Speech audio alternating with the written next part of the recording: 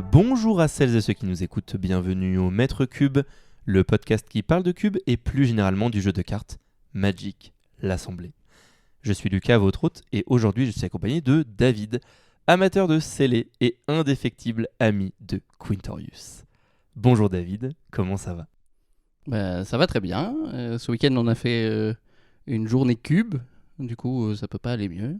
C'est vrai, le Noël de Damoclès, un des 2 événements annuels de l'association. Je suis très content comment ça s'est passé. C'était vraiment... Les gens avaient l'air hyper contents, j'ai l'impression. Oui, super événement. Et j'aime bien beaucoup de formats différents. Du coup, très content d'être sur ce podcast pour parler de ça. Ça me fait très plaisir de t'avoir ici, moi aussi. Dis-moi, David, est-ce que tu te présenterais un petit peu pour nos auditeurs et nos auditrices, puisque ils ne te connaissent pas encore ? Alors, David, dans la vie, je fais de la recherche en biologie. Et quand je fais pas de la recherche en biologie, j'essaye de jouer à Magic. Et pour parler de mon histoire de Magic, je pourrais dire que je suis un peu un vieux de la vieille. Parce que j'ai commencé, j'étais au collège. Et j'ai joué avec des cartes invasion et tout ça. Mais sauf qu'en fait, vu que c'était un peu mal vu au collège de jouer à Magic, ça a tenu 1 an, même pas. Et c'était un peu cher les cartes Magic. J'avais acheté un pack sur eBay de 100 cartes communes. Elles étaient tous nuls à chier, j'étais un peu dégoûté. Et du coup, j'ai arrêté. Et je suis revenu à Magic quand j'ai eu un peu d'argent par moi-même et que j'étais sur Poitiers tout seul. Et j'ai commencé par des formats limités, des AP, des drafts. C'est au moment de Ravnica Allégeance et l'autre du même bloc, je sais plus, je me rappelle plus. Les guildes de Ravnica. Et j'ai vraiment aimé, surtout le limité. Je trouvais que c'était vraiment agréable de pas avoir construire son deck et tout le monde a le même power level de deck et tout ça. Du coup, j'ai continué. J'ai beaucoup joué en Nouvelle-Zélande où c'était soirée commandeur puis limité dans la même soirée. Et c'est en Nouvelle-Zélande que j'ai fait mon premier cube, un cube commandeur. Du coup, parce que je voulais mettre les deux ensemble. Oui, parce que ton expérience de construit, au final, elle est vraiment centrée autour du Commander, qui est un format qui est vraiment particulier. Mais à part du limité, t'as pas joué dans des formats, entre guillemets, officiels de Versus, en fait. Non, jamais fait de moderne, jamais fait de standard. À part sur Arena. Et quand... Mon standard sur Arena, c'est faire marcher des cartes qui marchent pas, quoi. Comme dans mon cube. Si vous posez la question, dans un autre épisode, on parlera des différents profils de joueurs. Mais voilà, David, sa fibre de Johnny est très présente. Voilà. C'est un joueur créatif.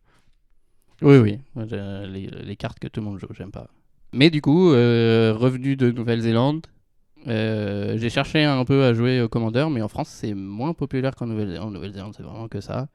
En France, ils ont du Commander, mais ils jouent qu'à 2. J'ai pas tout compris.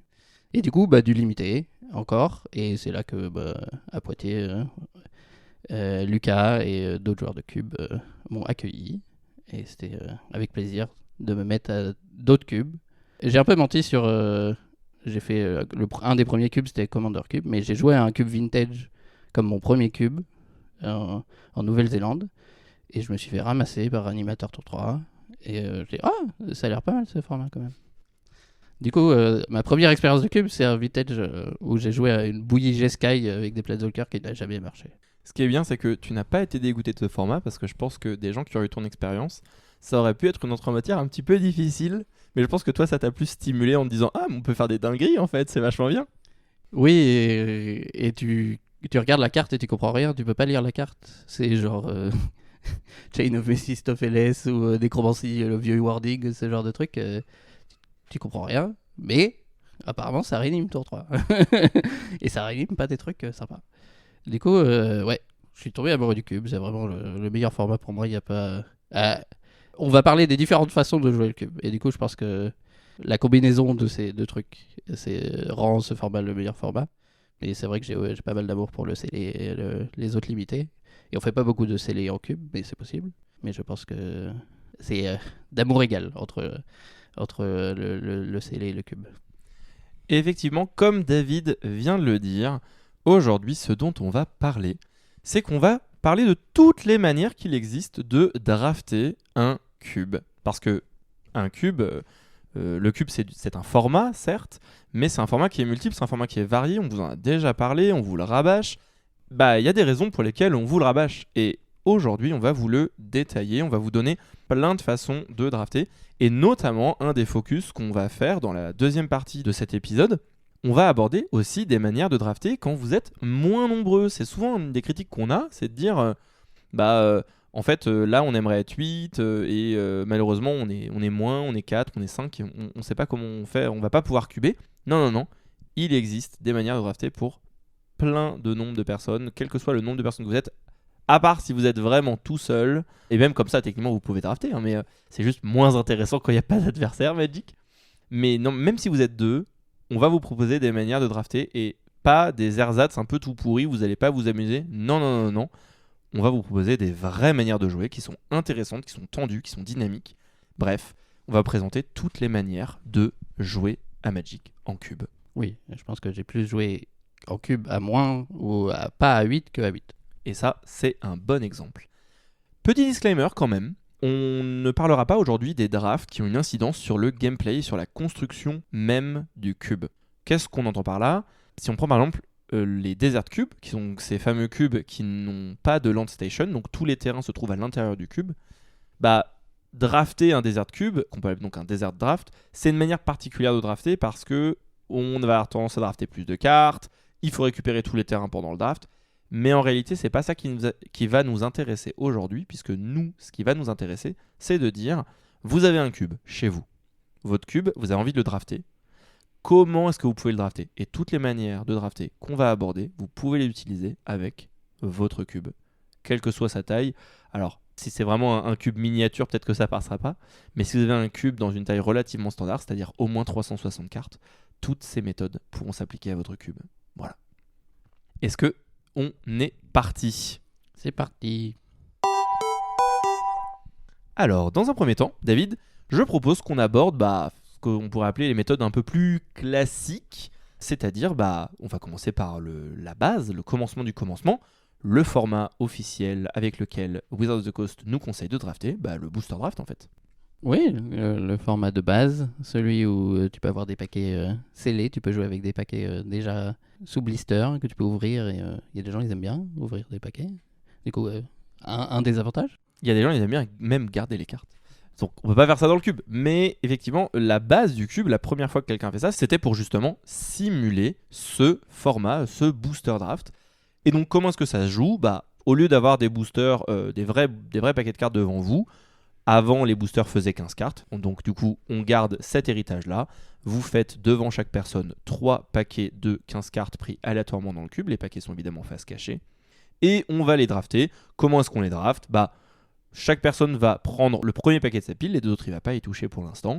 Chaque joueur prend une carte, passe son paquet au joueur à sa gauche, récupère le paquet qui lui est tendu par le joueur à sa droite. Et ensuite, prend une nouvelle carte, et ainsi de suite, jusqu'à ce qu'on ait épuisé ce premier booster en ayant drafté 15 cartes, puis on ouvre le deuxième. On fait la même chose, mais dans l'autre sens cette fois-ci, donc c'est-à-dire qu'on passe à droite et non plus à gauche, et on termine une fois que c'est fait avec le troisième booster, et on passe à nouveau à gauche. Et donc vous vous retrouvez avec un pool de 45 cartes, avec lesquelles vous allez vous constituer votre deck de 40 cartes, terrain de base compris, et vous avez une land station à côté, pour justement récupérer les 10 terrains de base. Voilà. Ça c'est vraiment la manière la plus traditionnelle de jouer à Magic. On dit souvent que c'est une manière de drafter qui se fait à 8, mais on me dit dans l'oreillette que pas seulement.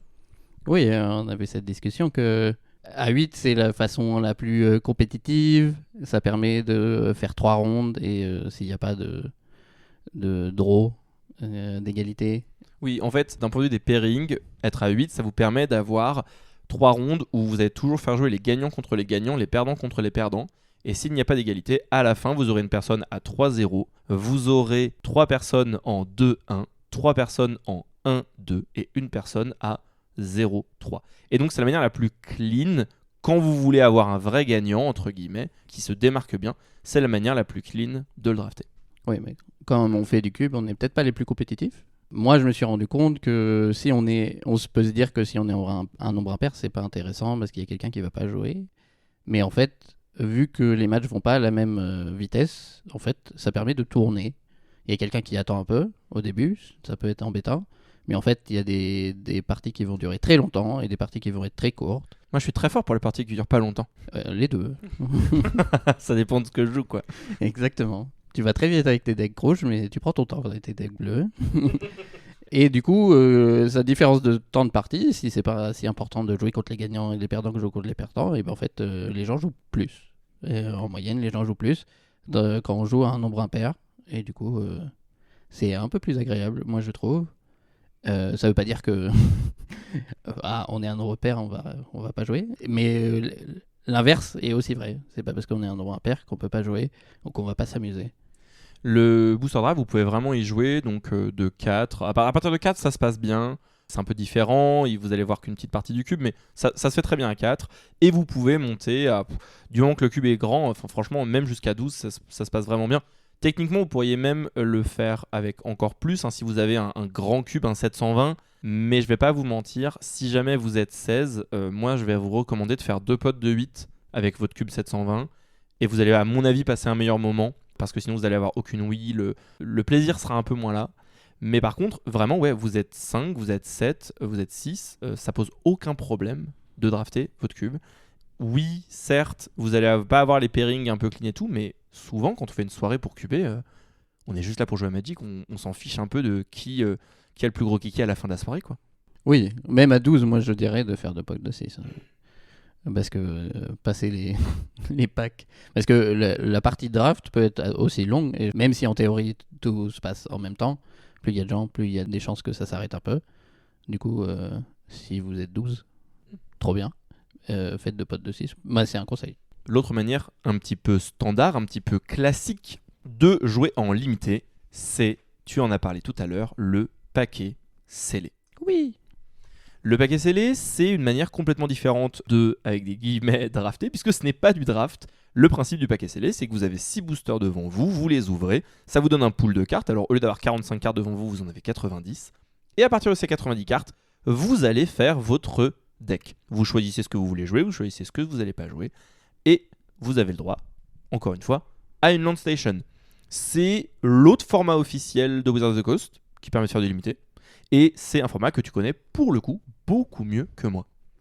Oui, ce que j'aime beaucoup dans le paquet scellé, c'est que ça fait un rappel un peu à l'enfance, quand tu avais ta collection et d'essayer de faire le meilleur deck avec ta collection.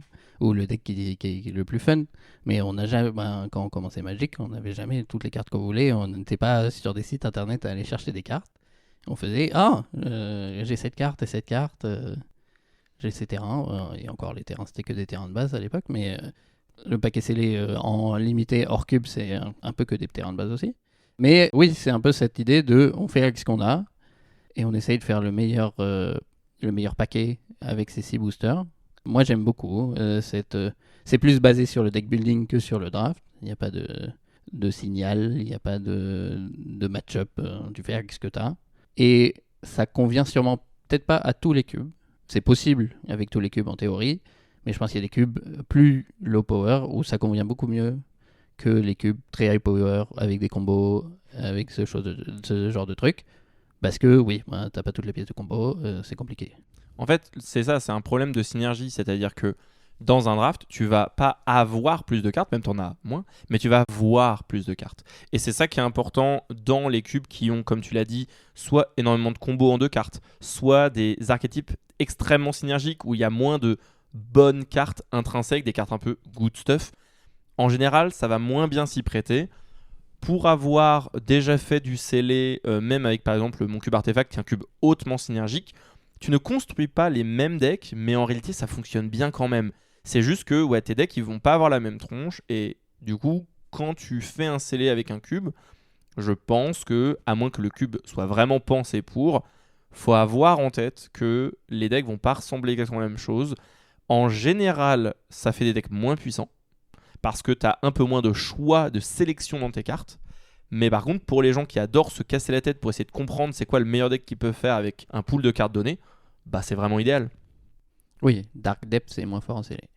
Il y a un truc important pour moi à préciser sur le paquet scellé, c'est le fait que ça s'adapte plutôt bien à un nombre de joueurs très varié. En fait, vu qu'il n'y a pas de draft, la dynamique de « Ah, mais combien de tours va faire le paquet autour de la table ? Est-ce que je dois réduire la taille des boosters et faire 4 boosters de 12 plutôt que 3 boosters de 15 ?» Ces questions-là, en réalité, vous n'avez pas besoin de vous les poser.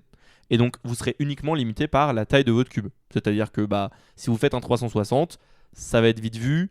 Si jamais c'est 90 cartes par personne, vous allez pouvoir faire au maximum 4 personnes pour votre scellé.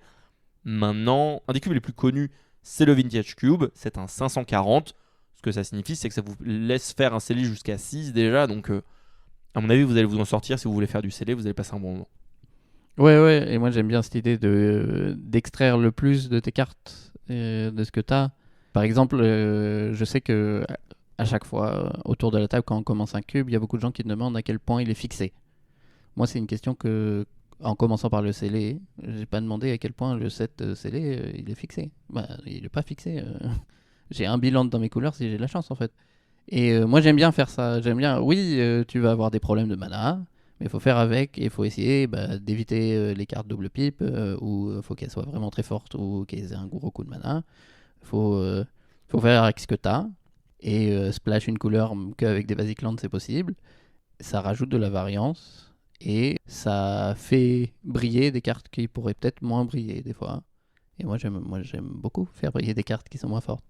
Dans l'épisode d'il y a 2 semaines, une des choses qu'on avait citées quand on avait parlé de la proposition de cube que tu avais faite, qui était un cube un peu tribal, c'était, j'avais relevé niveau fixing, il a accepté que c'était pas son problème, que c'était pas son combat.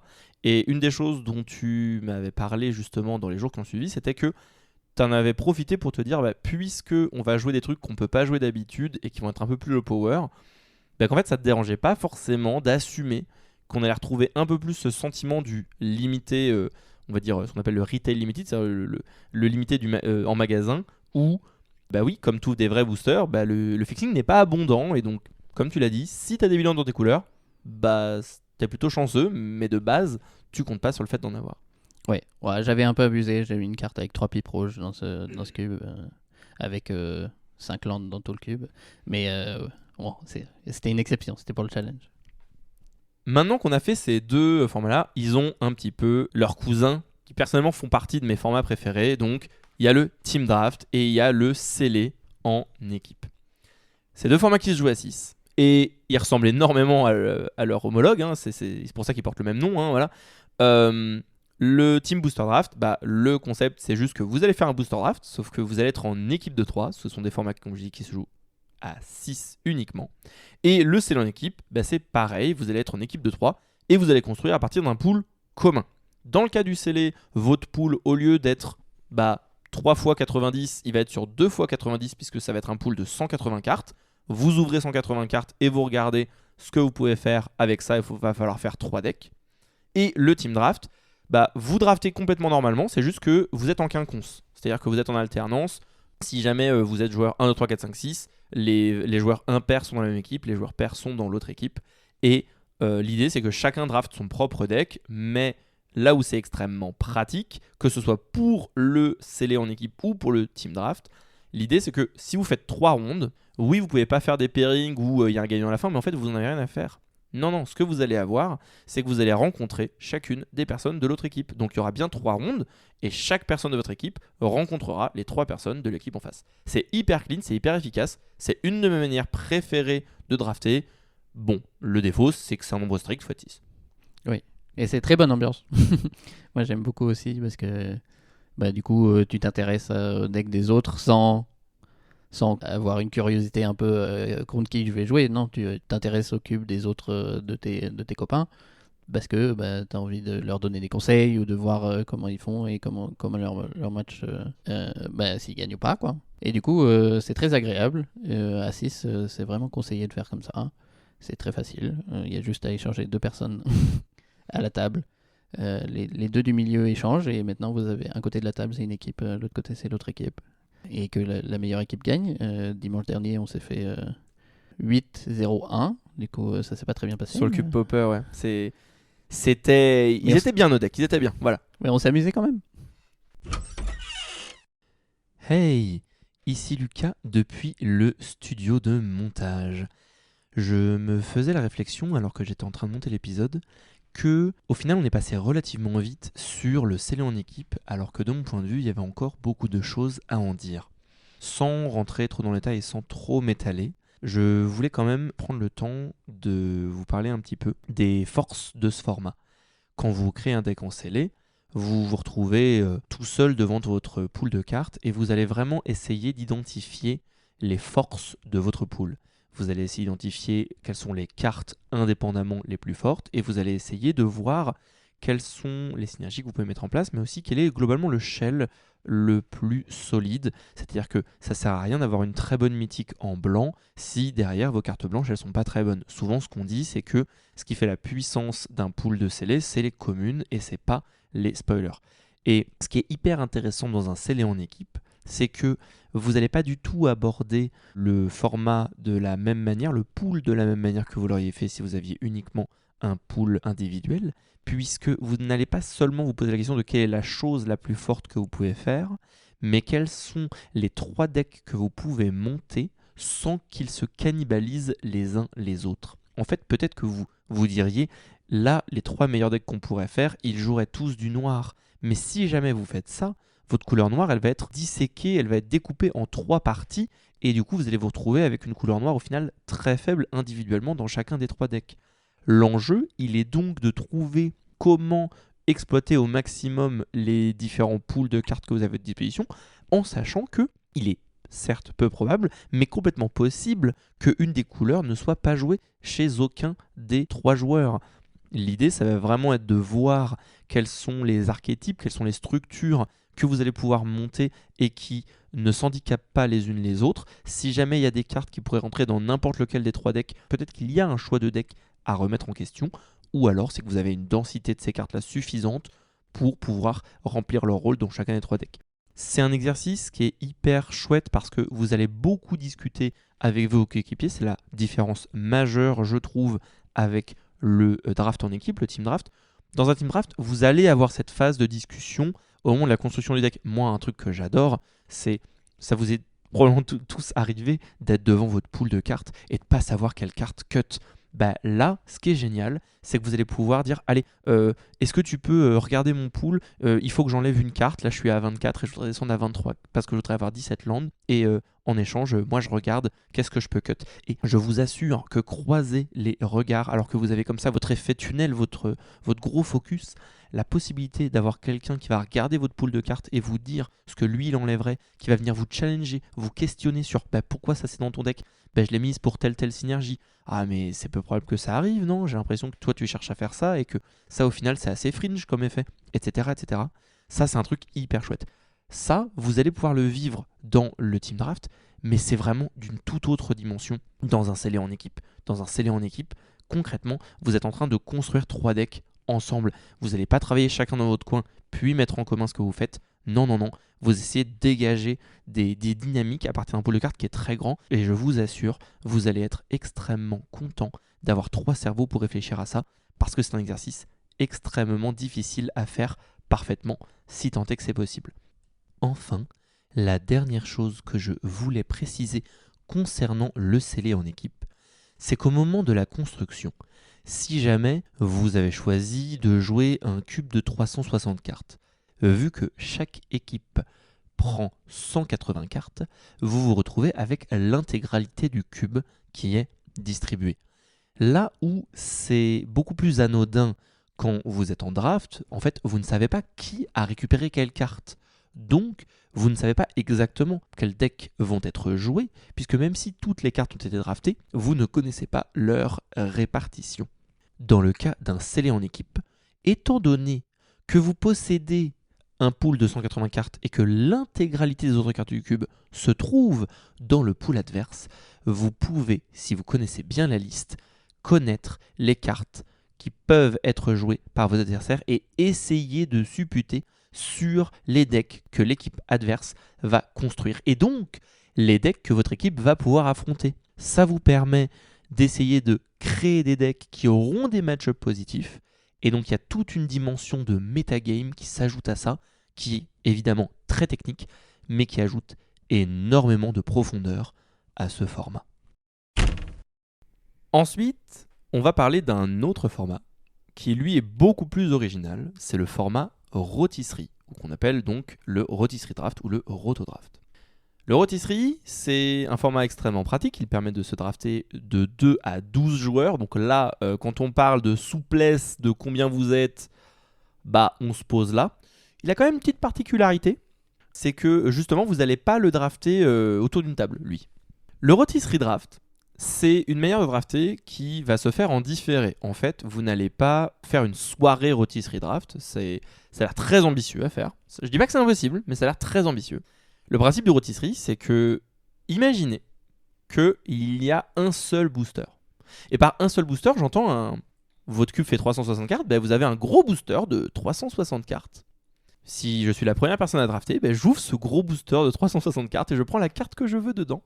Et je passe les 359 cartes à mon voisin de gauche, qui va lui aussi prendre une carte. Passer les 358 cartes restantes à son voisin de gauche. Et une fois qu'on arrive au dernier joueur, au lieu qu'il me passe le booster, comme on le ferait dans un draft normal où on fait tourner, cette fois-ci, il repart dans l'autre sens. La personne qui a drafté en 8ème, enfin dans le cas d'un draft à 8, si vous êtes 4, c'est la personne qui a drafté en 4ème, elle prend une deuxième fois une carte, donc elle prend 2 piques d'affilée, et ensuite elle renvoie le booster dans l'autre sens, jusqu'à ce qu'il me revienne. J'en prends un, puis à nouveau j'en prends un, et je refais passer. Et on fait ça jusqu'à ce qu'on ait drafté tout notre deck.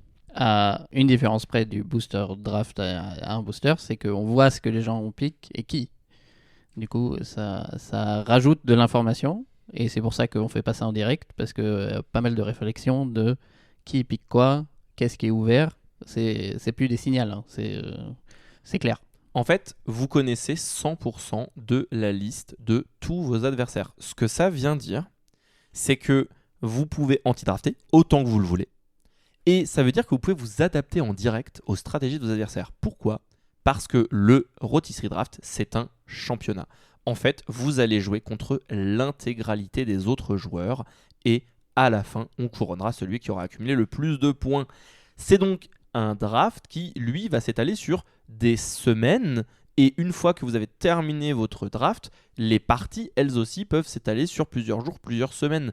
C'est un format très particulier, très exigeant, mais qui est assez unique. Donc sa force, justement, c'est de proposer une expérience différente.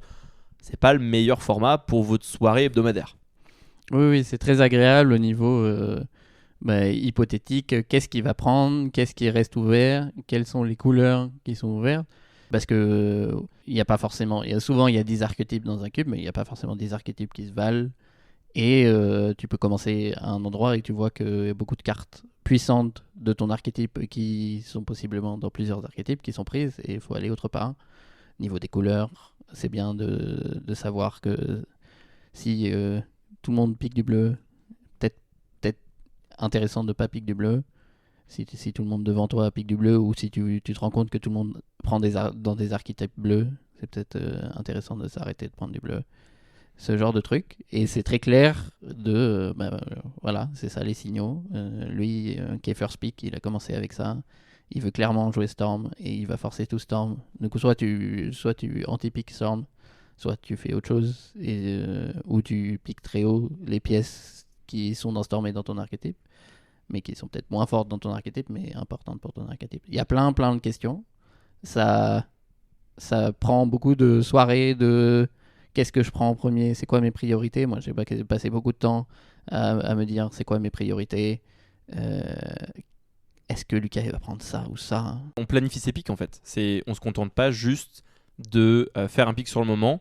Certaines personnes, au bout d'un moment, elles avaient un peu leurs 10, 15 prochains pics qui étaient programmés et qui s'adaptaient si une des cartes était prise. Ouais. Moi, du coup, on a fait un rôtisserie avec le cube Tinker de Lucas. Et moi, j'ai joué la carte d'essayer quelque chose et de rester ouvert après. Ce qui a embêté mon voisin parce qu'il était parti sur quelque chose et il a cru que je l'anti-piquais.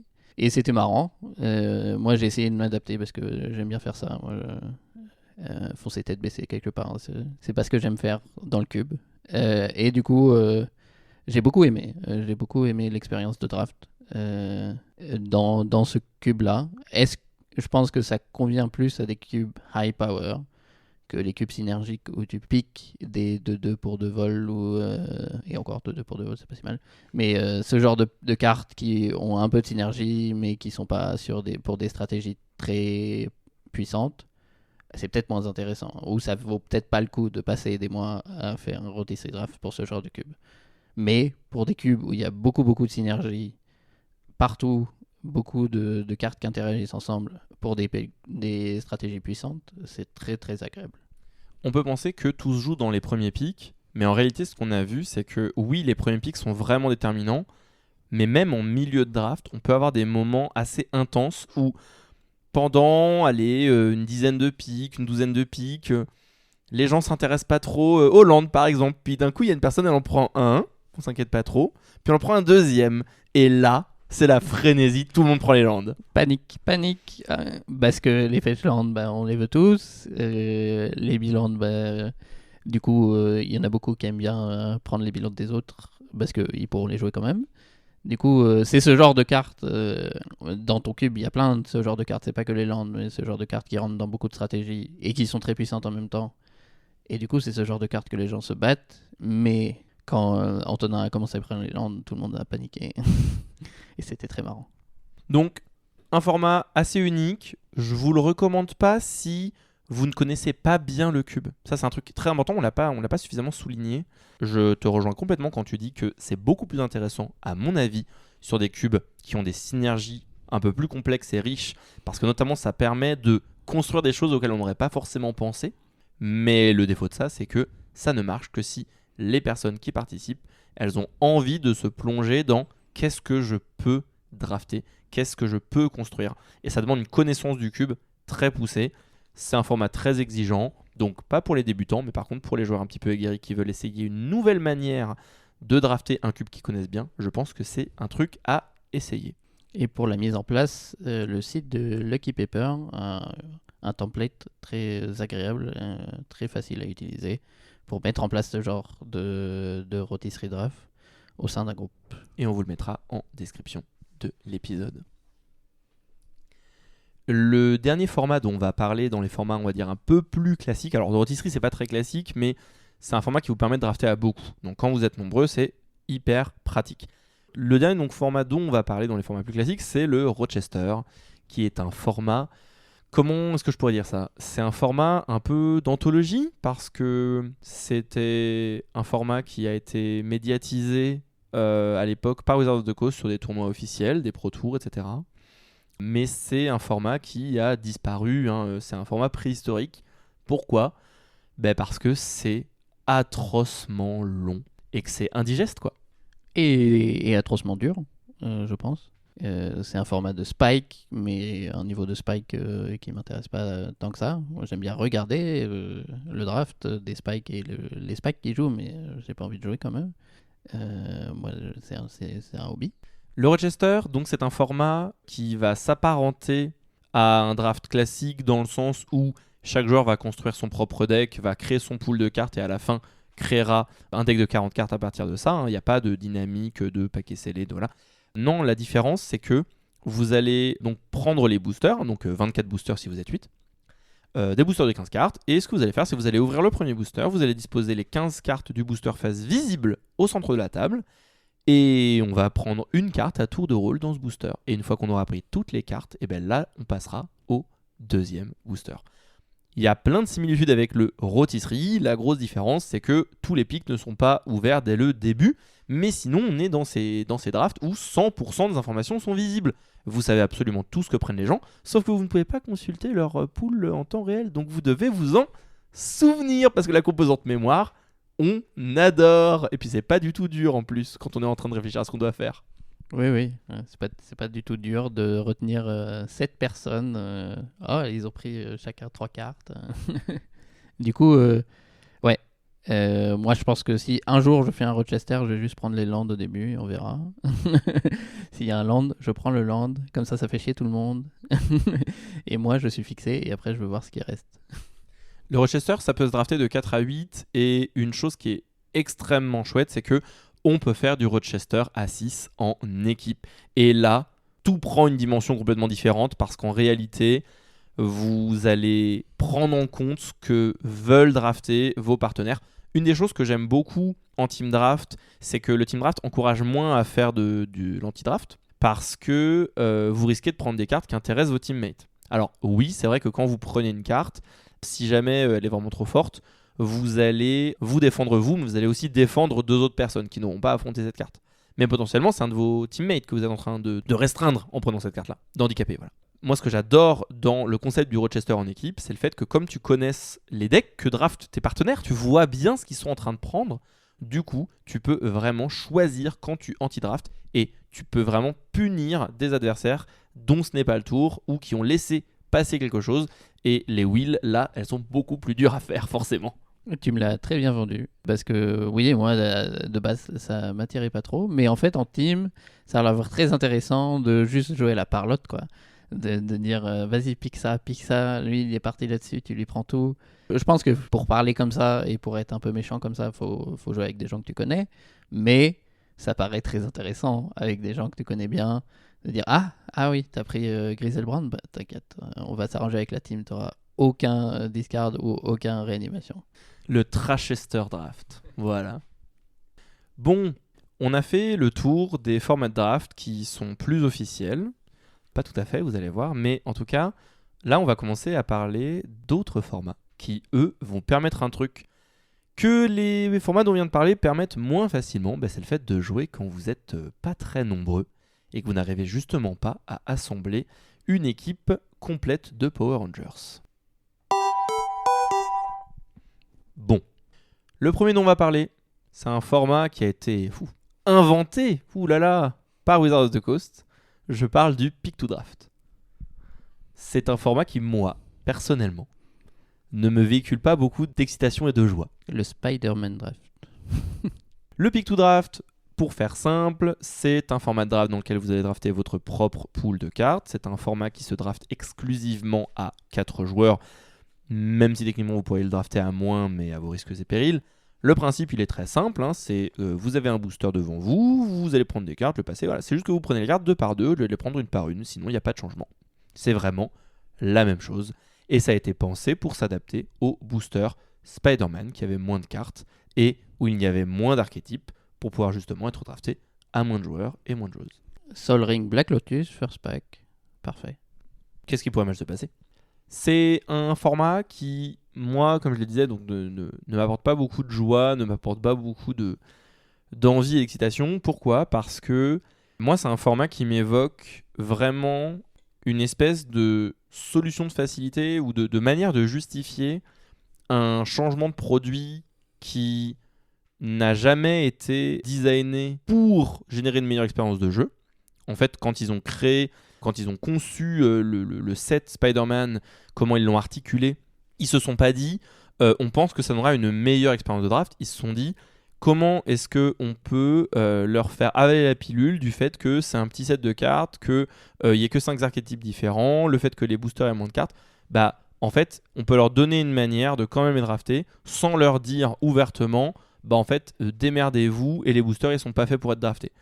Mais quand tu regardes concrètement ce que ça donne en termes d'émotion, autant ce draft-là, en fait, on le connaissait déjà. Ils l'avaient déjà proposé à l'époque de Commander Legends, notamment parce qu'il y avait des partner with, il y avait des cartes qui allaient ensemble, et donc c'était une manière, c'est la première fois, c'était avec Battle Bond. L'idée, c'était de pouvoir justement, quand vous avez ces 2 cartes dans un booster, avoir la possibilité de prendre les 2, et pas vous retrouver à dire je vais en prendre un et espérer que l'autre will. Et là, ça se justifiait, là, c'était malin. Dans Commander Legends, par exemple, c'est parce que c'était des boosters de 20 cartes. Donc ça permettait d'accélérer le draft.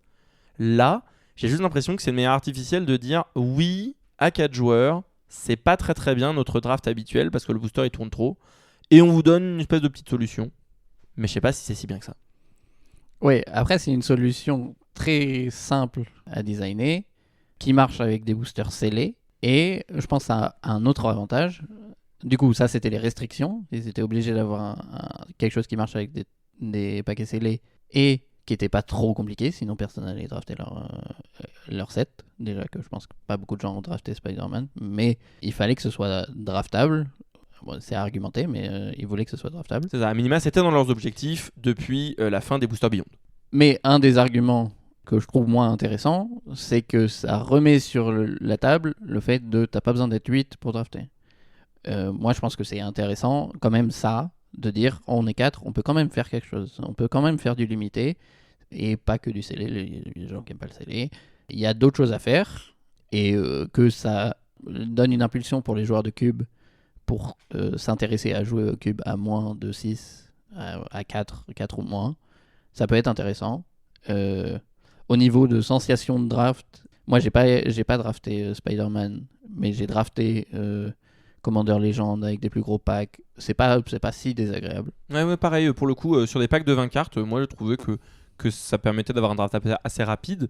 J'ai l'impression que pour le coup, sur des packs de. C'est 14, hein, si tu veux dire ici, Oui, j'imagine c'est 14. sur des packs de 14 cartes, j'ai l'impression que ça va vraiment vite, quoi. Ouais, c'est ça. Après, le nombre d'archétypes limité. Ouais. Je pense que c'est pas parfait, mais en fait, niveau alternative, en imaginant que les restrictions étaient impossibles à dépasser, ils ont fait. La design team a fait ce qu'il pouvait pour faire un format de draft qui était jouable dans ce set-là. Je comprends le goût un peu amer de ce truc-là, mais moi j'aime bien le fait que ça dise aux gens en fait, on peut draft à 4. Moi, une de mes grosses interrogations, c'est est-ce que ça a vraiment rempli ce rôle, notamment parce que je n'ai entendu personne dire « Ah, mais c'est fun de drafter en pick to draft ». Je pense que ce qui aurait été génial, c'est si effectivement cette manière de drafter, elle avait eu du succès, ce que je n'ai pas eu l'impression, mais notamment parce que, comme tu l'as dit, le set n'a pas eu de succès. Et donc en fait, c'est un cercle vicieux. Mais comme le set n'a pas eu beaucoup de succès, que du coup ce draft n'a pas eu beaucoup de succès, je ne sais pas si c'est vraiment venu dire aux gens « regardez, on peut drafter à 4 ». Et j'ai peur que pour certaines personnes, il y aura toujours des exceptions, hein, mais j'ai peur que pour certaines personnes, ce soit simplement venu dire « Ah ben quand on draft à 4, en fait, c'est chiant ». Alors que si ça se trouve, c'est pas ça le problème. Le problème, c'est l'extension, le problème, c'est la manière de drafter. Je ne sais pas. Pour le coup, j'entends vraiment ton argument de la simplicité. C'est un argument auquel je suis sensible par ma déformation professionnelle, forcément. Et je comprends bien les contraintes qu'ils ont eues. Moi, forcément, qui connais des formats de draft alternatifs que je trouve beaucoup plus intéressants, je crois que ça me fait de la peine. Je pense que j'ai été aussi gêné par la posture qu'ils ont eue quand ils l'ont amené et dévoilé au grand public comme si c'était la révolution pour le draft à 4. Oui, c'est loin d'être une révolution, mais avec un produit scellé, je sais pas s'ils avaient d'autres choix en fait. Heureusement, il existe d'autres manières de drafter à 4 joueurs. Le format le plus ancien, je pense un des plus vieux, qui permettait de drafter à moins de gens, c'est le burn draft. Donc littéralement, le draft de la brûlure. Le principe, c'est que vous allez brûler des cartes. Alors, pas au sens littéral, parce que vraiment... On joue que rouge. Ouais. Donc voilà, donc c'est pas... c'est ça. Vous n'allez pas cramer des cartes pour de vrai, et effectivement, comme dit David, ce n'est pas non plus un draft où vous n'avez que des lightning bolt et des chain lightning. Non. Le principe du burn draft, c'est que vous allez tenter de simuler le fait d'avoir plus de joueurs à la table qu'il n'y en a réellement. Et comment vous allez faire ça ? En faisant en sorte qu'il y ait des cartes qui quittent le booster, quand bien même elles sont prises par personne, comme si elles étaient prises par des joueurs fantômes. Et donc la manière dont c'est fait, il y a plusieurs variantes, mais le principe c'est que la plus connue, celle de base, qui est je pense pas la meilleure, c'est je prends une carte et je retire une carte. Et la carte que je retire, personne ne pourra la voir. Et on fait ça, et donc en fait c'est comme si on draftait 2 fois plus de cartes, et donc à 4 joueurs, vous allez drafter l'intégralité du cube. Oui, je confirme cette technique, c'est pas la meilleure, parce que tu peux virer toutes les cartes que tu vas pas jouer, ou anti-draft, et du coup, virer soit tout un archétype, soit juste tu fais chier tes coéquipiers. C'est vraiment... vu d'une façon très spike, c'est pas si viable que ça. En fait, ça va avoir tendance à donner des bad beats, vraiment. Ce que ça vient dire, c'est quasiment toutes les combos en 2 cartes, elles sont pas viables, parce que si jamais vous tentez de spéculer sur l'une, en fait, vous, à moins que vous ayez prévu de prendre cette combo, imaginons David spécule sur une combo en 2 cartes, je vois la deuxième partie, la partie B de la combo, soit je pense que je vais la jouer, dans ce cas-là, je la prends, et ni lui ni moi n'auront la combo, ou alors je pense que je la prends pas, mais j'ai aucune raison de pas la brûler, parce que cette combo, elle est beaucoup trop dangereuse dans les mains d'un autre adversaire. Donc déjà, les combos, c'est pas viable de les drafter. Ensuite, vous vous trouvez dans une situation où, dès que vous avez des archétypes qui sont un peu trop synergiques, qui ont besoin d'un type de carte très rare pour fonctionner, c'est pareil, ces archétypes-là ne sont plus viables. Moi, je pense qu'il y a des cubes juste qui ne peuvent pas gérer ça. Par contre, il y a une autre manière de faire qui je trouvais beaucoup plus intéressante, qui est de dire, imaginons que vous avez des boosters de 15 cartes, vous allez drafter 10 cartes, les 5 dernières, elles sont dégagées. Et là, on retrouve un petit peu cette sensation de les cartes qui n'intéressent personne, elles sont enlevées. Ça permet quand même de voir plus de cartes. Et c'est quand même pas la même sensation que d'ouvrir plus de boosters de 10 cartes. Donc, si jamais vous faites du burn draft, moi je vous recommande plutôt de faire ça. L'autre avantage de ça, c'est que ça permet davantage de s'adapter au nombre de joueurs. Parce que le nombre de cartes que vous brûlez, vous l'adaptez en fonction de combien vous pouvez être pour avoir un nombre de cartes suffisant par personne. Parce qu'encore une fois, je le rappelle, si jamais vous faites la méthode dont j'ai parlé en premier, où vous prenez une carte, vous enlevez une carte, il vous faut littéralement 2 fois plus de cartes. Donc au maximum, sur un 360, vous draftez à 4. Ouais, la deuxième méthode a un feeling plus agréable et qui ressemble beaucoup plus au booster draft. T'as des signaux, tu peux faire wheel des trucs. Ça ressemble énormément à un booster draft. C'est juste, les cartes wheel plus vite. Niveau signaux, j'imagine c'est un peu plus flou, mais... Et encore. Non, mais... au contraire, je pense que les signaux ils sont plus clairs vu qu'il y a moins de cartes qui vont être enlevées quand le booster va te revenir. Donc non, je pense qu'au contraire, les signaux sont très clairs. C'est ça qui est intéressant. C'est que ça permet d'avoir une idée relativement précise. Oui, mais il y a moins de gens qui prennent les cartes. Donc, ce qui est ouvert, ce qui est fermé, c'est plus visible. Voilà. Ce qui est ouvert et c'est moins clair. Oui, je suis d'accord. C'est très bien dit. Mais en tout cas, tu peux essayer de te faire une idée un peu plus précise de ce que jouent les gens. Et donc d'essayer de savoir ce qui reste ouvert avec cette part d'incertitude. Mais c'est un format très efficace. Pour moi, il a le mérite. Tu vois, on parlait du pick to draft. Je trouve que le mérite du burn draft, c'est de permettre d'être très simple. Ça prend vraiment pas longtemps à expliquer. Et contrairement à la méthode où vous choisissez ce que vous brûlez, qui encore une fois, je pense vraiment, c'est pas la meilleure manière de le faire, ça ne demande pas d'avoir une connaissance du cube trop profonde. Vous faites vos picks et à la fin, ça dégage. Et en fait, vous allez voir plein de cartes et c'est cool.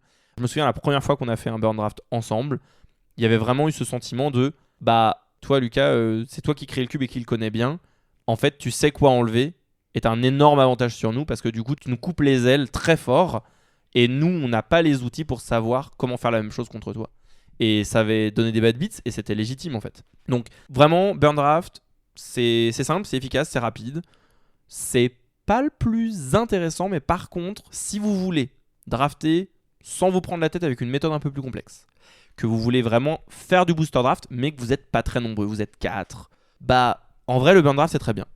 Et ça vous permet de voir plus de cartes et de ne pas avoir le problème d'avoir des pools de cartes énormes, parce que c'est ça un des problèmes quand vous faites du booster draft et vous voulez dire est-ce qu'on ne drafterait pas un 4ème booster, c'est qu'en fait, à un moment, vous avez juste beaucoup trop de cartes, le draft dure trop longtemps, et ça, c'est pas fun.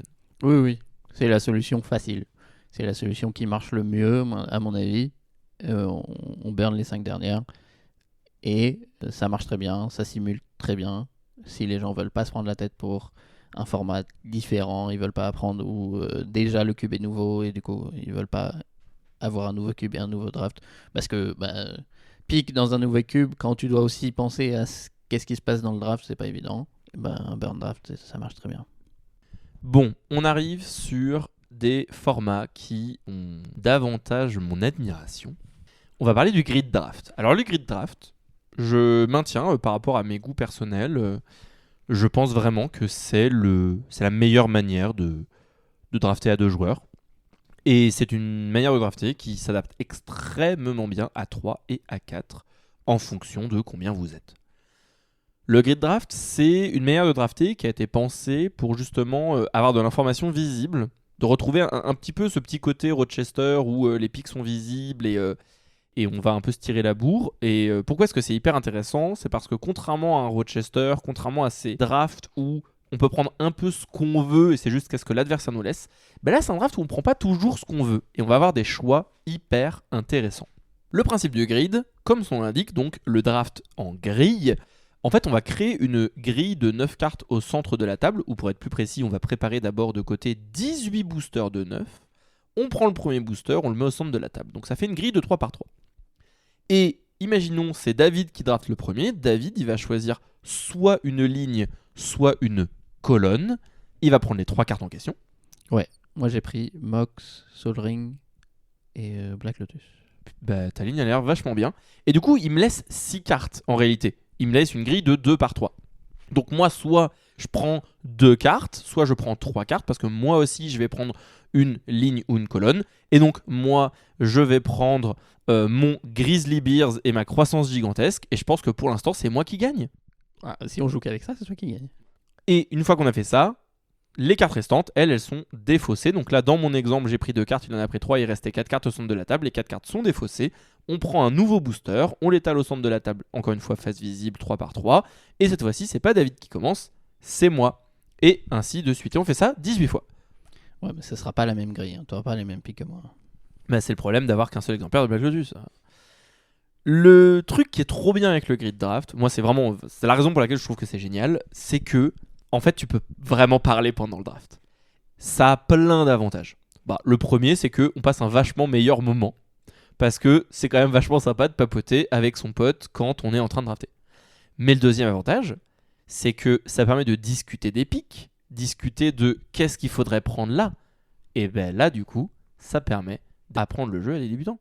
Oui, sur un cube où quelqu'un a plus d'expérience que d'autres, le fait d'avoir l'information visible et un peu de bonne volonté, ça permet d'aider. Ok, j'ai pris ça, je vais sûrement partir. C'est ça, c'est ça les cartes que je recherche. Et toi, qu'est-ce que tu as ? Qu'est-ce que tu as d'accessible ? Qu'est-ce qui t'intéresse sur cette grille ? Et du coup, pour les prochaines grilles, qu'est-ce que tu recherches aussi ? En plus, avec des amis proches, ça peut aussi permettre de se tirer la bourre un peu, de dire je vais bien t'avoir. Non, je prends aucune carte qui est pour mon deck, juste je prends tes cartes. Ça peut être très marrant, de toute façon, c'est pas ultra compétitif. Moi, je trouve l'argument de on n'est pas aussi bon, c'est mon cube, je connais très bien ce cube et pas toi. Du coup, on fait un grid draft, du coup, je t'explique le cube en même temps. Je trouve que c'est un très bon argument. Et le deuxième argument, moi, que j'aime beaucoup, ça donne cet aspect spatial très jeu de société, que je trouve très agréable, très touché, très tactile, très visuel, que j'aime beaucoup. Un morpion, un truc. Il y a un truc très enfantin dans le grid draft que j'aime beaucoup. Et ça donne des dilemmes hyper intéressants. Si vous avez 2 cartes qui sont non pas adjacentes orthogonalement mais en diagonale, vous ne pouvez pas prendre les deux. Ce que ça veut dire, c'est que vous allez devoir choisir. Ah, cette carte, je la veux vraiment. Il y a Urza là dans un coin, je le veux. Mais en réalité, les 2 cartes qui se trouvent soit dans sa ligne, soit dans sa colonne, c'est pas des cartes bleues et elles m'intéressent pas. Alors que le counter spell qui était à l'autre bout de la grille, lui, je l'aurais bien mis dans mon deck. Et là, vous avez un choix. Est-ce que je prends du coup la meilleure carte ?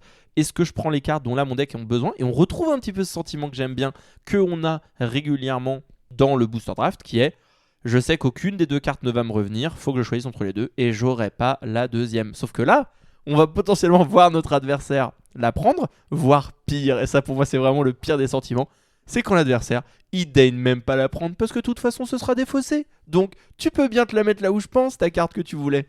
Oui, toi tu vas pas prendre Urza avec ton Grizzly Bear, de toute façon. Mais un des désavantages, c'est qu'il faut faire gaffe au nombre de playables. Dans un draft aussi en général, mais en général c'est plus clair. Là, si à chaque fois dans la colonne ou la ligne que tu prends il y a juste un playable, ça va être compliqué. Il faut faire un peu attention. Et du coup, c'est pour ça que j'ai dit c'est pas un format compétitif, c'est pas un format parfait, mais c'est très agréable et c'est très fun. Et aussi au niveau de la taille de la grille, moi j'ai fait un grid draft à 4 avec une grande grille et c'était très marrant. Normalement, c'est rigolo parce que je savais pas qu'on pouvait le drafter en augmentant la taille de la grille. Ce qui est hyper bien avec le grid draft, c'est que ça s'adapte extrêmement bien à 3 et à 4 joueurs de la manière suivante. À 3 joueurs, c'est une manière un petit peu différente de drafter, c'est-à-dire que vous faites un grid draft tout ce qu'il y a de plus normal, sauf que une fois que David a choisi, imaginons c'est à Baptiste de pique et moi je suis 3e, avant que Baptiste prenne dans la grille, on va prendre 3 cartes dans le pool de cartes non distribuées du cube et on va refill la grille, on va la remplir à nouveau pour la remettre à 9. Donc en réalité, David et Baptiste prennent dans une grille de 9 cartes et moi en tant que dernier joueur, je prendrai dans les 6 cartes qui resteront et ensuite on tourne dans le sens aiguille d'une montre qui est premier joueur et qui ne l'est pas et ainsi de suite. Ça marche extrêmement bien, ça fait des pools un tout petit peu plus gros parce que vous avez un premier pick 2 fois sur 3 au lieu d'une fois sur 2, mais sinon ça change pas grand chose. Et à 4 joueurs, la manière la plus simple de le faire, vous pouvez faire les foufous et faire une grande grille, vous pouvez juste faire 2 grid draft en parallèle, c'est génial. De manière plus globale, moi vraiment la raison pour laquelle je l'adore, et tu l'as dit, c'est le fait de pouvoir discuter. Moi j'adore pouvoir expliquer les combos à une personne qui les connaît pas. J'adore, même avec des personnes qui connaissent bien le cube, moi j'adore débattre. J'adore dire, j'ai vraiment l'impression que par rapport à ce que j'ai pris, c'est ça qu'il me faut. Et là David il me dit, mais là on est d'accord que tu as vraiment besoin de fixing. Enfin, il reste un tiers des boosters, et pour l'instant tu joues 4 couleurs avec 0 terrain, il y a un moment il va falloir que tu les prennes Lucas, donc tu vas prendre ce caillou, et tu vas pas prendre ta carte pétée, parce que de toute façon sinon tu vas pas aller jouer tes cartes. Ça fait un peu débat de cours d'école. Tu préfères 7 cartes fortes ou 2 cartes comme ça? Je suis Deux sûr, cartes énergie. Je suis sûr, mais 2 cartes, elles battent avec ta carte tout seul. Bah, c'est un peu ça, des fois, en grid draft. C'est soit je prends 7 cartes force et 2 cartes rouges que je vais jamais jouer, ou 2 cartes qui rentrent dans mon deck. Et bon, c'est un cube, du coup, si elles rentrent dans mon deck, elles sont pas si mal. Mais j'ai pas la meilleure carte de mon deck, quoi. Le plus gros défaut parmi ceux qu'on a, enfin, si on ne compte pas ceux qu'on a déjà dit, c'est que c'est pas forcément, si vous le jouez à deux, c'est pas un format qui va distribuer énormément de cartes dans le cube. En réalité, ce que vous allez faire, c'est que vous allez drafter moins de la moitié du cube si vous êtes sur un 360. Et donc forcément, ce que ça veut dire, c'est que vous avez beaucoup de chances que des combos ne soient pas distribués. Peut-être que votre archétype ne sera pas si ouvert que ça et vous pourrez vous en rendre compte qu'au fur et à mesure du draft. Mais c'est vraiment un format très opportuniste et très tactique où vous allez vous adapter au fur et à mesure. Chose que tu disais que toi t'aimais vraiment beaucoup de ah là, est-ce que par rapport à ce qui est, est-ce que je devrais pas bifurquer et rester un peu ouvert? C'est un format qui valorise ça énormément, qui va pas récompenser le fait de forcer comme un bourrin. Et du coup, ça le rend intéressant, forcément. Ensuite, on a le Houseman Draft. Alors, c'est un format plus compliqué. On va essayer de l'expliquer de notre mieux, en sachant que vous n'avez pas de visuel, mais on va essayer vraiment de vous le représenter. Donc déjà, première chose, un petit peu à la même manière que le grid draft, vous allez avoir 9 cartes au centre de la table, face visible. La différence, c'est que les joueurs, ils auront tous 5 cartes en main. Donc tout ça, c'est toujours parmi le pool du cube. Quand c'est votre tour, vous allez choisir une carte qui se trouve au centre, visible, vous allez la mettre dans votre main. Par contre, ce que vous allez être obligé de faire, c'est de choisir une carte que vous aviez dans votre main et la mettre à la place. Donc vous allez faire un échange. Vous avez toujours 5 cartes en main, c'est juste qu'il y a une carte de votre main qui est venue au centre et une carte au centre qui est venue dans votre main. Et on va faire ça pendant 3 tours de table jusqu'à ce que tout le monde ait fait 3 échanges. Ce que ça signifie, c'est qu'il y a au moins 2 cartes dans votre main que les gens ne connaissent toujours pas. Alors que par contre, toutes les cartes que vous avez prises au centre, celles-ci, les gens les connaissent. Potentiellement, il y a des cartes que vous avez mis de votre main que d'autres personnes ont récupérées. Peut-être que la carte que j'ai mise au centre, David l'a prise. Et les 5 cartes qu'on a prises, on les met de côté. Celles-ci, elles sont dans notre pool. Les 9 cartes qui sont au centre, elles sont défaussées. Et on recommence. Et on fait ça 9 fois. On fait ça 9 fois. Ce qui nous fait un pool de 45 cartes. J'avais qu'à réfléchir 2 minutes. C'est une manière hyper intéressante de drafter. Par contre, elle est assez technique. Oui, et je pense que c'est un peu long. Pourquoi on n'est pas au taquet sur combien de fois on le fait? Parce que je pense qu'il y a beaucoup de choses qu'on peut changer en fait dans ce draft. Déjà, c'est jouable à 2 ou à 4.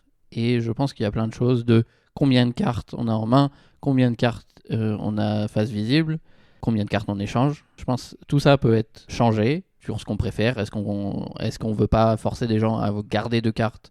Parce que la première fois, tu as 5 cartes, tu gardes les 2 meilleures ou les 2 de ton archétype. Mais après, si toute ta main de 5 cartes, c'est que des cartes qui rentrent pas dans ton deck, du coup, tu as 2 cartes que tu n'as pas envie qui vont rester. Du coup, par exemple, est-ce qu'on peut faire, au lieu de faire 3 piques, on fait 5 piques, par exemple? Ce genre de choses, je pense que tout est changeable. Ce qui est très agréable, oui, c'est le fait que l'information, tu lances des signals parce que tu poses une carte, et si c'est une carte forte, ça, c'est un très grand signal que tu vas pas jouer ça. Et en même temps, c'est un format où tu peux y avoir du bluff, du coup, où tu peux tenter de faire passer des signaux qui sont pas les bons, envoyer des gens sur des fausses pistes, cacher des informations. Tu peux avoir une combo sans que les gens le sachent parce que c'était uniquement dans les cartes que tu n'as jamais révélées. Oui, et j'aimerais rajouter que je pense que ça peut être très marrant en 2v2. Parce que du coup, tu essayes de filer les cartes à ton pote. Ça peut être très intéressant de... Ah, je crois qu'il joue ça. Vas-y, je lui file. Bah non, mais non, prends-la pas. Non, c'était pour mon pote. Mais du coup, je pense que ça va être très marrant comme ça. Et du coup, ça donne quand même des decks assez synergiques. Il y a moyen de bien tune le deck, alors que en général, les drafts à moins, ça donne des decks plus lâches, moins denses. Je pense que le Haussmann Draft, tu fais beaucoup de choix intéressants. Il y a moyen de rendre le deck assez synergique. Et on n'a pas le défaut des formats draft avec toute l'information visible où les anti-drafts peuvent être hyper violents parce que tu sais exactement ce que joue l'autre et t'as pas le défaut du format dont on va parler juste après qui, comme il y a beaucoup d'informations cachées, on va le voir, parfois il y a un peu le côté random et tu sais pas trop ce que fait l'autre. Parfois tu peux avoir le sentiment que tu draftes qu'à moitié, enfin que c'est pas très interactif parce que les signaux sont un petit peu trop durs à percevoir. Là, l'équilibre, il a l'air vraiment bien dosé, et ça le rend justement beaucoup plus profond et technique. Oui, ça semble être équilibré et adaptable. Et je pense que c'est ça qui est très intéressant. Et du coup, au podcast d'avant, on parlait de mon Cube Challenge sans carte, où du coup, j'avais parlé d'un Haussmann Draft pour ce cube que j'avais un peu tweak. J'avais dit, tu poses une carte au milieu et tu prends 2 cartes. Ce qui permet, pour un cube qui est plus petit et où on a besoin de prendre plus de cartes mais qu'on peut jouer qu'à 4, où il faut faire tourner pas mal de cartes, d'avoir beaucoup plus de choix. Et du coup, c'est pour ça que je me suis orienté vers ce type de draft. Et du coup, le fait qu'on peut tout changer et que du coup, ça peut être intéressant pour tester son cube avec différents drafts, Haussmann Draft, et voir ce qui marche le mieux pour jouer à 4. Pour un cube en particulier. Je pense que c'est très intéressant de voir qu'est-ce qui marche le mieux pour ton cube et que cette règle de 9 cartes, 5 cartes en main et 3 piques, c'est vraiment pas fixé dans le marbre. Le format dont on va vous parler maintenant, c'est le format Winston, le Winston Draft. Le Winston Draft, pourquoi est-ce que c'est intéressant ? C'est intéressant parce que c'est une autre manière de drafter. Alors celle-ci, c'est strictement à 2 joueurs et elle a vraiment... Alors je n'oserais pas dire si elle est inspirée d'un jeu de société en particulier, mais elle a vraiment un feeling jeu de société. En fait, la mécanique est la suivante. Vous allez avoir 3 cartes face cachée au centre de la table et à côté, vous avez une pile de cartes. La quantité de cartes que vous draftez, elle est variable. Donc c'est pareil, c'est quelque chose que vous pouvez tweaker. Quand c'est votre tour, vous pouvez consulter n'importe laquelle de ces piles. Par exemple, je consulte la première, la A, et donc je regarde la carte face cachée. Si jamais je veux cette carte, je la prends et je l'ajoute à mon pool. Si jamais elle ne me plaît pas, je la repose. Et là, il y a 2 écoles. Soit la première école, c'est de dire, si je la repose, alors je prends une carte du paquet et je la repose par-dessus face cachée. Donc je vais rajouter une carte dans cette pile que je ne connais pas. Et ensuite, j'ai le choix de passer à la pile B ou à la pile C pour faire la même chose. Ou bien, l'autre manière de faire, c'est attendre que j'ai fait mon pic et ensuite, on rajoutera une carte sur chaque pile. Pour faire simple, le principe, c'est de dire que vous allez prendre une pile, ou si vous ne prenez aucune des 3, vous allez prendre une carte au hasard de la pioche, de la pile de cartes non distribuée. Et par contre, vous allez rajouter des cartes face cachée sur les 3 piles qui sont au centre de la table. Ce qui veut dire que les 3 piles vont grossir de manière asymétrique. Et donc, il y a un moment où il y aura cette tension entre est-ce que je prends les cartes que je veux, parce que là, je consulte la pile. Les 3 cartes qui sont dedans, elles m'intéressent pas trop. Mais au fur et à mesure qu'il y a des cartes, peut-être que je vais juste privilégier la quantité à la qualité. Ouais, c'est ça, c'est le jeu entre... il commence à avoir une pile... Il y a sûrement une couleur qui n'est pas beaucoup jouée. Il commence à avoir une pile de 5-6 cartes noires. Peut-être on va splash noir en fait.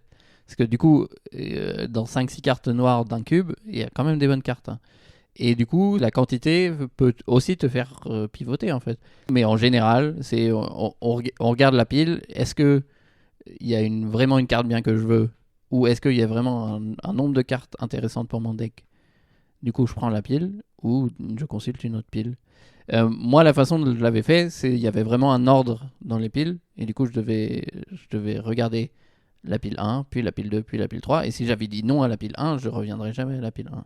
Mais oui, c'est très agréable. Il y a beaucoup moins d'informations que dans le grid ou le Haussmann Draft d'informations visibles.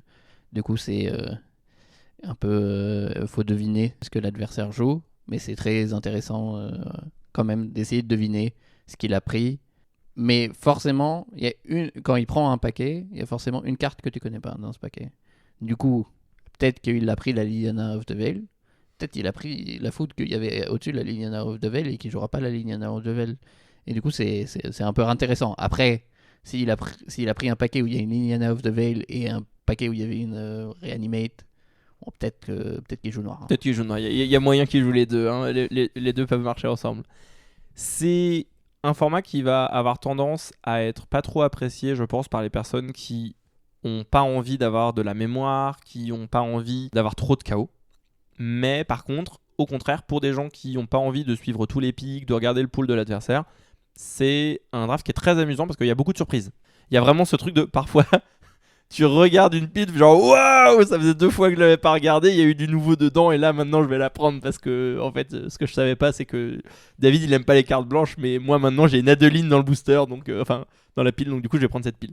Il y a vraiment ce côté de vous allez avoir des pics d'émotion parce que justement il y a de l'aléatoire, l'un va avec l'autre, ça plaira pas à certains, ça pourra plaire à d'autres. Bon lui par contre il se draft que à 2. Oui. Après pas besoin de se rappeler de tous les packs. Hein. Je pense qu'on peut très bien jouer à Winston Draft et juste sentir que dans les packs qui restent ou dans les packs qui se construisent, il y a une couleur ou 2 couleurs qui se construisent et se dire il y a des chances que ce soit ça. Pas besoin de tout retenir. Un truc important à préciser pour ceux qui n'en ont jamais fait parce que ça pourrait vous surprendre lors de votre premier Winston Draft, vous allez vous retrouver avec des pools de tailles très différentes.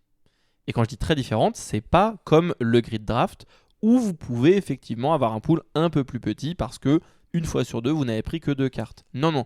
Là, je suis en train de parler du fait que vous pouvez avoir un pool 2, 3, 4 fois plus petit que celui de votre adversaire parce que vous vous contentez de prendre toujours des cartes toutes seules et que lui, il attend et il prend des grosses piles.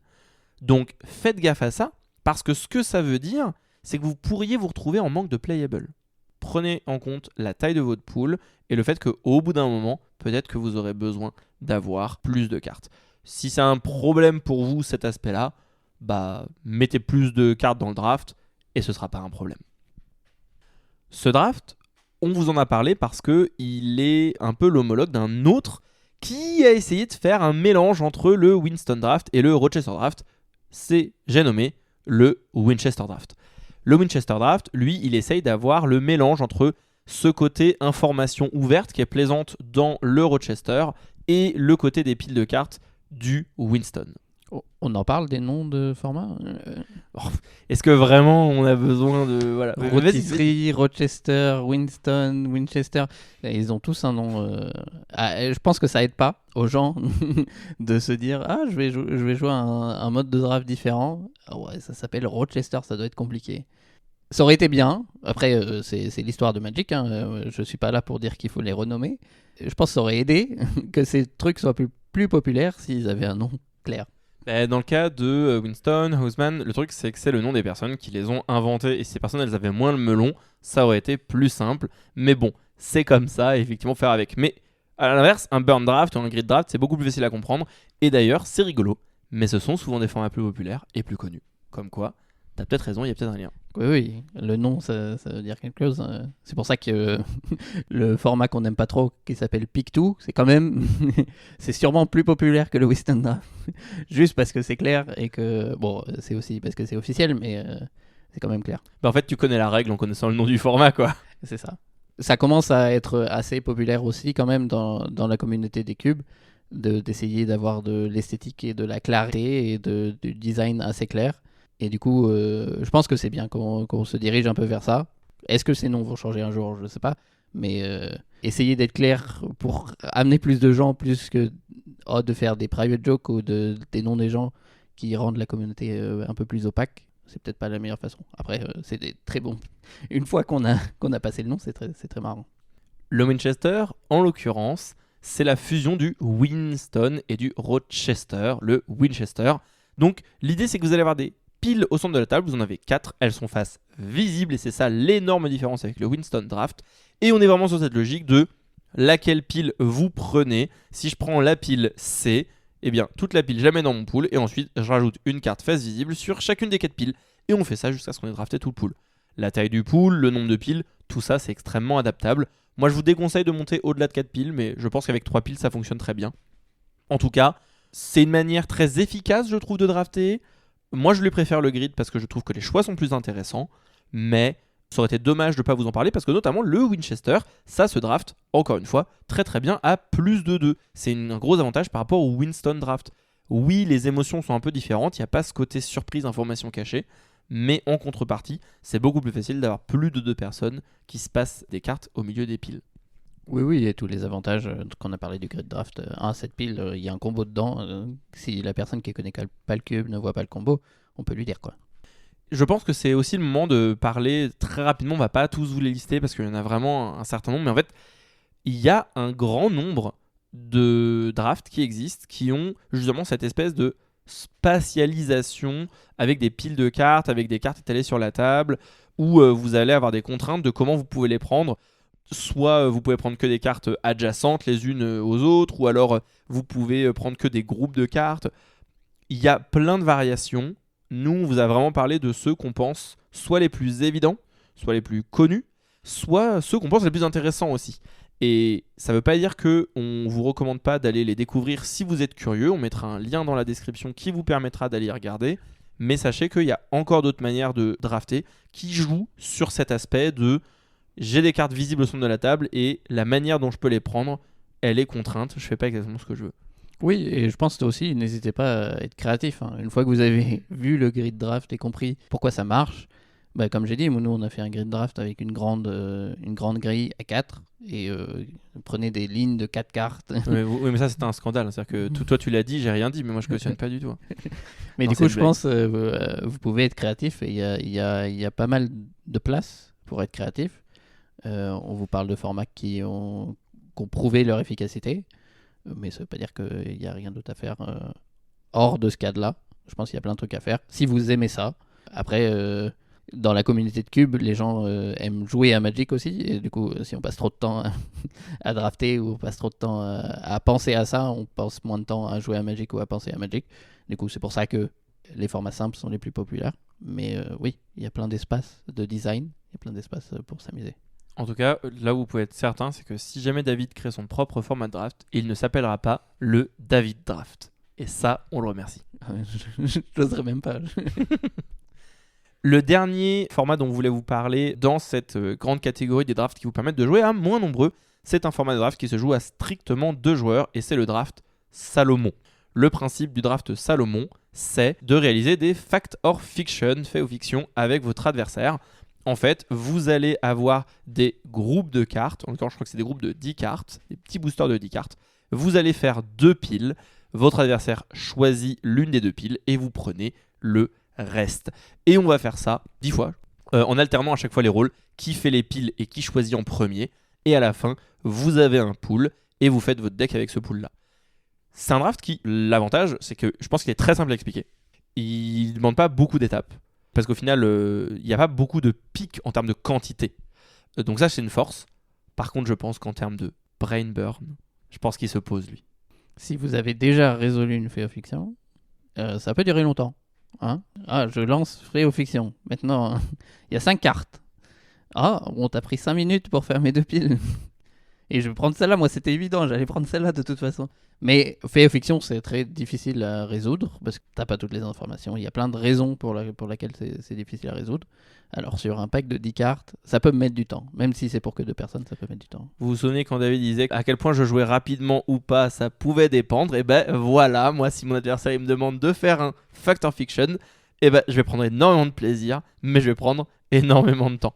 C'est une de mes cartes préférées à résoudre de tout Magic. C'est vraiment un draft que je pense est fabuleux en termes de richesse, de profondeur. Par contre, je pense que c'est un draft très technique. Je pense que c'est un draft où s'il y a un joueur qui a un écart de skill avec l'autre, je pense que c'est terrifiant à quel point vous allez l'écraser. Et contrairement à tous les autres drafts à information ouverte dont on a parlé, je pense que c'est un draft où communiquer avec son adversaire, c'est un piège. En fait, je pense que c'est pas un bon format pour le faire. Vous ne devez pas faire ça. Je pense que tout le plaisir de ce format, il vient du fait que vous allez tendre des pièges, des appâts à votre adversaire. Donc, malheureusement, c'est pas le plus social, je pense, mais c'est probablement un de ceux où le main game est le plus intéressant. Oui, c'est bataille de gros cerveau draft, quoi. Bon, tu cherches à renommer, c'est ça, toujours. C'est plus clair que Salomon. Non, mais je pense que si vous avez envie de vous donnez un challenge avec un ami et sur un cube, vous avez la soirée devant vous. Ça peut être marrant. Après, oui, prévoyez des Doliprane. Parce que je pense que oui, il y a beaucoup trop de décisions pour un draft, à mon avis. Moi, ça m'attire pas beaucoup, mais je sais que, surtout dans Magic, il y a beaucoup de gens qui aiment beaucoup ça, réfléchir trop à des trucs qui sont pas si importants et qui sont là pour t'amuser. Mais les gens aiment bien réfléchir et c'est amusant de réfléchir. Hein. C'est juste que il y a une limite. Je réfléchis beaucoup dans mon boulot. Du coup, il y a une limite à laquelle j'ai envie de réfléchir quand je joue à Magic. Et c'est pour ça que le draft, le limité, le cube, ça m'intéresse parce que je peux m'amuser sans avoir à trop réfléchir. Il y a 2 derniers formats dont je voulais vous parler un petit peu rapidement. C'est un peu une sorte de mention spéciale parce que ils sont complètement à part et c'est pas vraiment des formats qu'on vous recommande en vous disant allez-y, faites ça, ça va vous aider. C'est 2 formats qui, je pense, nécessitent d'avoir beaucoup d'énergie pour le faire. Mais ils sont tellement aliénoïdes, vraiment, ils sont tellement différents, j'aurais été vraiment dommage de ne pas en parler. Et je vais parler donc du Double Decker et du Wimbledon. Le principe de ces 2 formats, ils ont une manière différente de le faire, c'est de dire, écoutez, j'ai un plan. On n'est pas 8, mais on aimerait être 8. Comment on pourrait faire ? On n'est que 4. C'est très simple. Suffit qu'on drafte 2 decks par personne. Si on avait 2 cerveaux chacun, c'est comme si on était 8. C'est des génies les gens qui ont pensé, tu vois. Et des génies dans tous les sens du terme. Parce que pour pouvoir le faire, faut être un putain de génie. Le Double Decker, globalement, est plus simple. L'idée, c'est... Donc vous allez drafter non pas 3 packs de 15, mais 6 packs de 15. Et vous prenez les cartes 2 par 2. Donc comme ça, vous avez la possibilité de drafter un peu plus vite. Et possiblement, vous pouvez très bien faire un pick pour un de vos decks, un pick pour l'autre de vos decks. Votre pool, il est commun. À la fin, vous répartirez comme vous aurez envie. Vous n'avez pas besoin de faire la répartition à l'avance. Mais rien ne vous empêche de prendre 2 picks pour votre deck A qui joue du noir. Vous prenez 2 cartes noires si vous voulez. Vous faites vraiment comme vous voulez. Et ça permet d'aller un petit peu plus vite. On parlait du problème du pick to draft qui justement n'est pas forcément le plus intéressant. Mais un des avantages c'est que ça va vite. Là c'est un vrai avantage parce que vous n'avez pas 3 packs, vous en avez 6. Donc heureusement qu'on a ça. Le Wimbledon c'est beaucoup plus technique. Et donc je vais essayer de vous le résumer très rapidement. Le principe c'est que vous allez alterner un pick pour votre deck A et un pick pour votre deck B. Et vous êtes obligé d'alterner. Pour que ça fonctionne, vous allez avoir un pack de land qui va être mis dans le draft, que en plus des packs qui seront draftés par les joueurs, c'est-à-dire que chaque joueur a un pack, mais en plus vous allez intercaler un pack de Basic Land. Enfin, un pack de Basic Land, ça aurait pu être un pack de cartes Pokémon. Hein. Vous mettez ce que vous voulez, ce qu'il faut c'est que ce ne soit pas des cartes du draft. Et le principe c'est que ce paquet-là, comme il va venir être drafté, il va vous décaler et c'est ce qui va permettre que vous ne draftiez pas systématiquement, dans le cas d'un draft pair, c'est ce qui va faire que vous ne draftiez pas systématiquement les boosters 1, 3, 5, 7, que vous ne les draftiez pas toujours pour le deck A, et les boosters 2, 4, 6, 8 pour le deck B. Ça s'appelle Wimbledon parce que tu piques à gauche et après tu piques à droite, et c'est comme si les spectateurs de Wimbledon qui regardent un match de tennis... En tout cas, c'est pas un nom de quelqu'un que je connais pas. J'allais dire, est-ce qu'il passe le David Test ? Est-ce que tu veux dire que c'est un bon nom de format, ça ? C'est marrant, du coup, ça passe. Ok. Bon, vous saurez qu'il n'est pas toujours objectif, mais ça, c'était important de le vérifier. Toujours est-il que c'est des formats hyper rigolos. Notamment, ils ont un énorme avantage, à mon sens personnellement. C'est que ils permettent de jouer dans le format compétitif que je pense le plus intéressant, le plus cool de tout format TCG confondu. C'est le format Conquest. Alors, il a plein d'autres noms, voilà, mais concrètement, c'est quoi le format Conquest, le format Conquête ? Vous allez avoir plusieurs decks. Si vous avez 2 decks, vous faites du best of 3, donc du meilleur des 3. Si vous avez 3 decks, vous faites du best of 5, donc le meilleur des 5. Le principe est très très simple. Vous devez valider vos decks. Ce que ça veut dire, c'est je joue mon deck A. Si je gagne contre David, maintenant je dois jouer mon deck B, je ne peux plus jouer mon deck A. Et donc, vu que c'est le premier à 2 victoires, je dois gagner avec mon deuxième deck. Donc, il faudra que je fasse une victoire avec chacun de mes decks. Si je perds avec mon deck A, maintenant je dois le rejouer et je ne peux plus me permettre de perdre puisque du coup, il faudra que je fasse une victoire avec mon deck A, une victoire avec mon deck B. Et ça permet d'éviter le j'ai un deck extrêmement fort, un deck extrêmement faible. Ça donne des tensions géniales. Ça veut dire que vous êtes forcé d'équilibrer vos pics. Et d'ailleurs, je trouve que ce format Conquest est encore plus important, paradoxalement, avec le Double Decker, puisque vous avez le droit de prendre plus de cartes pour l'un ou pour l'autre. Oui, ça résout le problème du Double Decker. où tu fais un deck ultra fort et un deck qui va être là juste pour perdre. Si tu es obligé de valider tes decks, tu es obligé d'avoir 2 decks forts. L'autre possibilité, qui est plus Spike, c'est que c'est l'adversaire qui choisit, s'il y a 1-1, c'est l'adversaire qui choisit quel deck tu vas jouer. Du coup, peut-être que le deck à laquelle tu as gagné, en fait, c'est son meilleur match-up. Mais juste, il n'a pas eu de chance. Et du coup, ça résout un peu ce problème. C'est moins fun, moi, je trouve. Valider ses decks, j'aime bien l'idée. Mais il peut y avoir des gens qui crient il a validé son deck, mais c'est mon meilleur match-up. En fait, du coup, vous avez ce choix-là. Vous pouvez choisir que la 3e game se joue avec le deck du choix de l'adversaire. Eh bien, on a fait le tour de tous les formats de draft dont on voulait vous parler. J'ai l'impression qu'on a fait un chouette tour d'horizon. Comme l'a dit David, vous pouvez inventer vos propres formats. N'oubliez pas que chacun de ces formats, il a bien été créé par quelqu'un à un moment, et certains sont relativement récents. C'est pas dit que le prochain format de draft populaire, ce soit pas celui que vous allez créer vous. Donc vraiment, ne vous restreignez pas. Mais en ce qui, moi, me concerne, je trouve que là, j'ai déjà un panel à ma disposition qui est énorme. Et moi, c'est vrai que je préfère mettre mon énergie pour, vous le savez, créer des cubes. Donc, c'est pas ça que j'essaye de faire. J'essaye pas d'inventer une nouvelle manière de drafter. Par contre, je trouve que dans toutes celles qu'on vous a dit, il y en a justement qui donnent des émotions tellement différentes les unes des autres, qui vous permettent tellement de vous adapter. On vous parlera un jour de comment est-ce que vous pouvez essayer de faire pour construire, renforcer, faire grandir votre communauté de cubes dans la ville où vous vous trouvez. Comment est-ce que vous pouvez faire pour avoir des événements qui sont accueillants, des événements qui s'adaptent, des événements qui vont se tenir même si vous n'êtes pas 8. Et en fait, là, on vous a donné plein d'outils pour pouvoir le faire et j'espère que ça vous aidera. Oui, c'est ce que j'allais dire. Je pense que le plus important de tous ces formats, c'est que le cube, c'est pas 8 personnes autour d'une table. Non, le cube, c'est un cube et des gens qui veulent jouer à Magic, c'est tout. On peut être 2, on peut être 4, on peut être 6, on peut être 3, tout est possible. Si le cube est assez grand, on peut être 12, 16. Et du coup, oui, faut pas se restreindre au fait que on va jouer un vintage cube à 8 et si on est plus, ça marche pas. Non. Si on est moins, ça marche pas. Non. Ouais, on joue. Allons jouer à Magic. Terminons cet épisode avec notre section Sous les radars, où l'on parle de cartes jouées dans moins d'1% des cubes sur Cube Cobra. David, de quelle carte souhaites-tu nous parler aujourd'hui ? Alors, je vais vous parler de l'Acolyte des Sylves. C'est la première fois que je en parle comme ça. Et du coup, c'est une créature de Eldraine. Les friches d'Eldraine, ouais.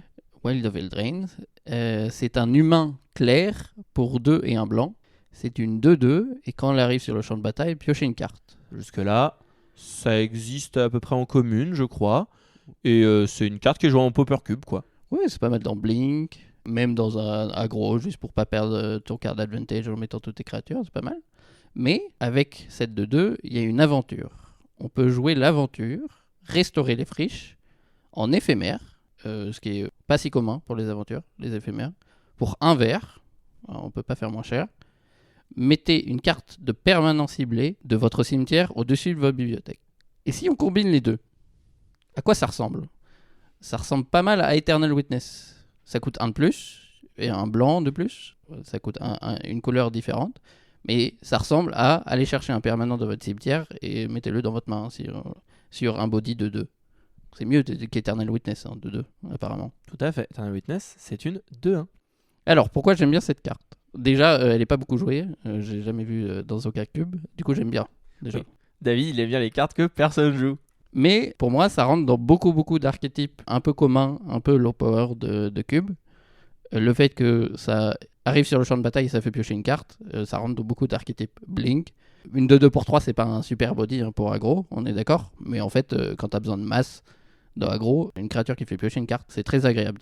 Et si tu joues du vert, un effet Eternal Witness, même si tu joues que l'aventure, en plus si tu joues du vert, il y a des chances que tu arrives à jouer le côté créature.